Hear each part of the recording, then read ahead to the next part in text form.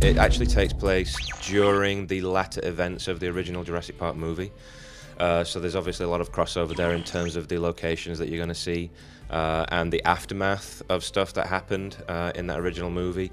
So in our first episode, you're going to see what we call Nedry's Clearing, which is where Dennis Nedry died at the Dilophosaurs. You see his body in the Jeep there, and you also find the Barbasol can, which, if you remember, was holding the embryos of the dinosaurs that he was trying to sneak off the island. And it's kind of cool because the story, at least initially, revolves around that can and how people are trying to get it, all sorts of different people. We've got to get these embryos off the island. You know, you've got all these different groups on the island. You've got the people who got left behind, who are InGen employees who just want to get off the island. You've got people who have been paid by Biosyn, the sort of the bad InGen, to come and try and steal all of InGen's secrets and get that Barbasol can. And then you've got like groups, like a mercenary group who've been sent in by InGen to rescue their staff. So you've kind of got all these different disparate groups who kind of come to blows on this island that's surrounded by this amazing backdrop of dino chaos. Jesse!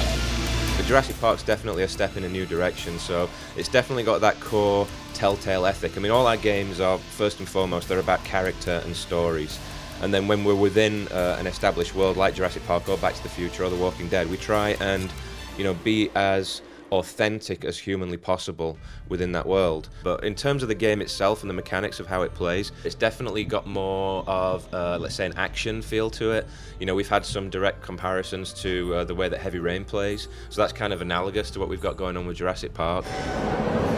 Obviously, we couldn't make a Jurassic Park game without having the T-Rex or the Raptors in there. We've also got the Dilophosaurus, which is the spitting dinosaur with the frill. So all the sort of good old family favourites are going to be in the game. But yeah, we do have some new creatures in there as well. There's one dinosaur which we haven't announced yet officially, but makes an appearance in episode 1, which is a creature which kind of uses a venom to subdue its victim. Basically, it'll come in, bite hard, and then wander off and basically watch you struggle from the edges until you go into what is a waking paralysis. So this dinosaur waits until you can't move and then eats you alive, which is always good.